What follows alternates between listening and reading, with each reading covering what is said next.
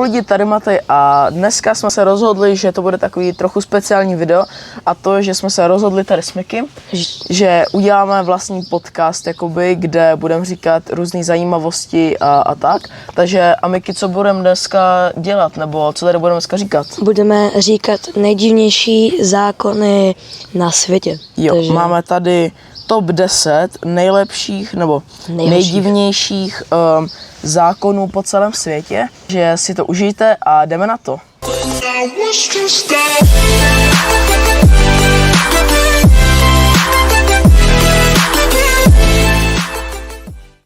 Tak jo, máme tady teda rovnou první zákon a to je z Velké Británie.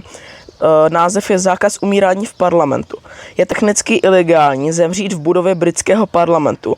Pokud by se tak stalo, osoba by údajně měla být pohřbena se státními podstavy.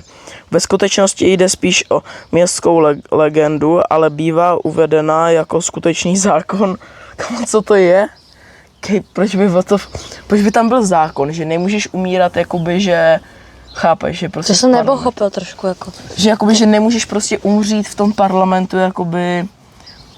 To, že jako, prostě... že nemůžeš, ty jsi v tom parlamentu, tam figuruješ, tak jako nemůžeš, nesmíš umřít. Nesmíš v tom umřít, přímo v té budově nesmíš umřít. Aha. Takže jako... A co s tím udělají? A co, když tam asi umřeš? Tak jako úplně, to je, že ježiš, umírám, musím rychle z té budovy. Prostě. Zavřou tvoji mrtvolu, nebo co dělají? Tak lidi, jak jsme mohli vidět, tak první zákon byl fakt extrémně divný, takže se rovnou jdeme vrhnout na další. Je to ve Singapuru a je to zákaz žvíkaček. Veřejný prodej žvíkaček je zakázán od roku 1992. Můžeš je mít jen na lékařský předpis. Zákon vznikl kvůli vandalismu v metru. Jakože oni tam lepili ty žvíkačky. No jasně, no. Ale to je právě dobrý, jako. Nebo jako není, ale jako a je. Jakože je dobrý, že jakoby zakázali ty žvíkačky. No jo, i ne. No jako nevím, mě to přijde takový divný, jako kdyby to prostě byla jako návyková látka. No prostě jak kdyby to jako byly nějaký ale drogy koky, prostě. No jasně, ale takže jo, ty třeba, tak jako já bych nezakázal všude po celém Singapuru, ale já bych to zakázal v nějakých, jako třeba, že nemůžeš mít žvíkačku v metru, v nějaké škole, v budově, nějak tak No prostě. to jasně, no, ale já bych nezakázal prodej, jakoby. No jasně, to. Že bych tam prostě to. Ale to není zákaz prodej, to je. Je tam zákaz prodeje. Jo, sorry. Že prostě to nemůžou, jakoby. A myslím, že tam někde bylo i psaný, že když jsem si o tom předtím ještě něco zjišťoval, takže jakoby za to, že když tě přistihnou, tak jakoby ti hrozí až nějakých 5 až 7 let vězení. Jo, okay. Což je jako kámo za to, že prostě žvíkáš na veřejnosti a že prostě kupuješ a prodáváš žvíkačky, to je prostě jako, to je za mě přepal, no. Takže jdeme na další zákon.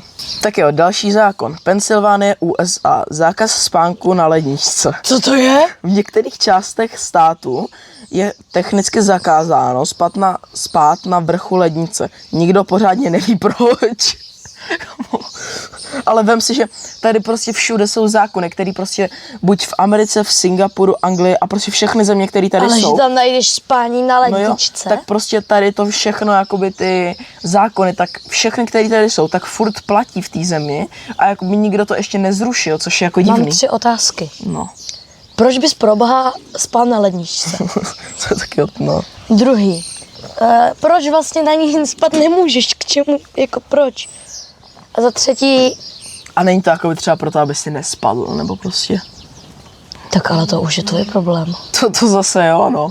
Tak jo, dámy a pánové, a my jdeme vlastně na další zákon. Západní Austrálie, tak to mě ukaž, co přinesli. Je zakázáno mít více než 50 kg brambor. Proč? Pokud ti zastaví bramborová rada, může ti zabavit nadměrné množství brambor. Co to je? Bramborová rada. Co to mají v Austrálii za Pokud ti zastaví bramborová rada, může ti zabavit nadměrné množství brambor. Já nevím, co asi, aby ti nespadly, aby se tam... Ne, jo, ale... protože možná, když je máš tak možná, že je to těžké, aby se to vysypalo. Spíš nebo je pašuješ, ne? Nebo jako... to je prostě debilní, prostě proč bys to jako vůbec jako zakazoval, nebo jakoby... Jenom hlavně přijde vtipná bramborová rada, to je Alabama, USA, takže zase tady máme USA, takže si jdem přečíst, co tady zase za kravinu. Žádné nošení falešného kníru v kostele. Kamu? V Alabamě je ilegální nosit falešný knír, který by mohl někoho rozesmát v kostele. Proč? Jakoby dobrý rozesměješ jakoby někoho, jako v kostele to možná je trošku neslušný, že prostě jakoby někoho rozesměješ a prostě, že tak... v přítomně duchu pána, nevím jak se to říká, a teďka se tam začneš smát, že má někdo umělej knír, ale že jakoby... Že Ježíšku na křížku, on má falešný knír. No jo, ale jakoby jaký je tam rozdíl v tom, že jakoby ale máš... tak ty to nepoznáš moc, že jo? No jo, ale jakoby a normální knír mít můžeš, tak jakoby jaký je v tom rozdíl, že prostě máš knír falešný. Jako falešný a normální, tak jako chápeš, jako proč by někoho rozesmíval falešný knír, když to vypadá úplně stejně, že jo? To nedává smysl. Německo, tak ukaž, co jsme vám tady dali.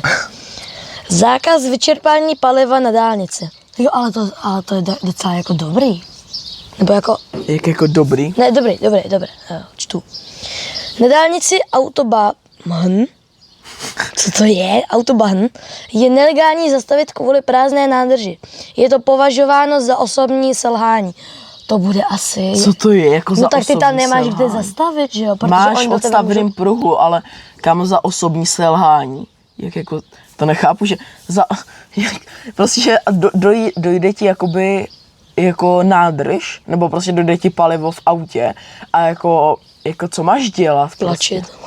No jasně, ale tak stejně to musíš dát do toho odstavného pruhu, takže jako tohle je fakt úplně debilní, že jako považuji to za osobní selhání. No že tam jako, budou ale možná přes té dálnici nějaký benzinky, aby se na to koval právě. ale o to nejde, tam jde o to, že prostě nemůžeš to, tam jako, no, že tam potom přijedou policajti a že jako člověk jste selhal, že jako prostě, že osobní selhání. Severní Korea, zákaz hraní Monopoly.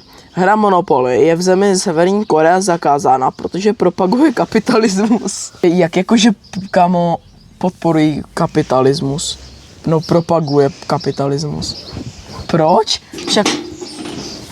Však ale jako co s tím má společného? Jakoby, hele, pochopil bych, kdyby tam bylo, že jakoby, že proti gamblu a proti, že prostě, že aby se ty děcka neučily takhle prostě jakoby s těma penězma zacházet, no prostě je takhle jako vsázet.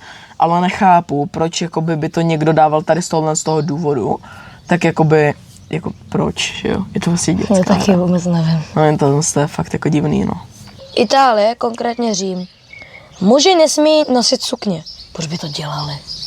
A přečti ten popisek, tam něco bude ještě. Dobře. Veřejné nošení sukní muži zákonem porušují. Něco jako dress, kód, zákon.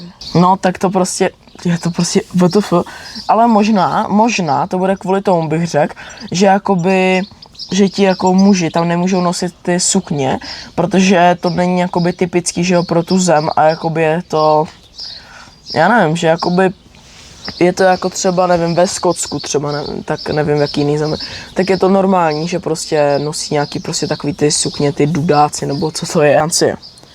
Zákaz nazývat prase Napoleon. Dříve bylo zakázáno pojmenovat prase jménem Napoleon, aby se nezasměšnil stát. Že aby se nezesměšnil stát. A jakoby, co s tím má jako společného, že aby se jako nezesměšnil? On tam možná od ten Napoleon pocházel, ne? Pocházel. Jo, potom mě, no vlastně jo. Ale proč bys to, jakoby, že si lidi jako to spojí toho Napoleona prostě s prasetem? No jo. Aha. Hej lidi, tak tohle je asi... Tohle asi rozumný, jo. Jo, tohle je za mě jediný rozumný zákon, který tady jakoby zatím byl, nebo rozumný, takový jako tak napůl, takový jako normální. Máme tady poslední. Prosím, ať je to něco smysluplného, prosím. Spíš doufám, že to nebude nic smysluplného, chci vidět nějaký bizar totální. Dobře, tak pojď. tak jo. Švýcarsko. Zákaz umývání auta v neděli. V některých kantonech nesmíš o víkendu mít auto, ani stříhat trávník. Je to rušivé chování. Jo, to je, ale to počkej lidi, ale to je i tady u nás v Česku. Není. Je. To je, že, nebo jakoby, není to přímo daný zákon, ale jakoby neměl bys vlastně sekat trávu v neděli. Proč? Tak protože to je prostě jakoby, že to je nějaký svátek, že prostě má to být odpočinkový den nebo něco takového prostě. Ale o umývání auta to nevím, jakoby, ne, přijde, že umývání auta nějak moc hlučný, ne? No právě, že ne? No právě, že jako v myčce tak to je v pohodě, že jo? Ale doma kdy vezmeš třeba prostě vapku nebo tak jako mýdlo a to, tak jakoby, co je na tom hlučnýho. Jako sekání trávy to chápu. To lidi, tohle je konec tady tohle z toho videa, doufám, že se vám líbilo a kdybyste chtěli nějaký takovýhle další informační, jakoby, nevím, jestli byste tomu dalo říkat podcast, ale vlastně asi jo, tak to je tak 15 minut, takže asi jo. Takže nám když tak napište do komentářů, jestli se vám to líbilo a jestli byste chtěli nějaký další díl a u dalšího videa čau.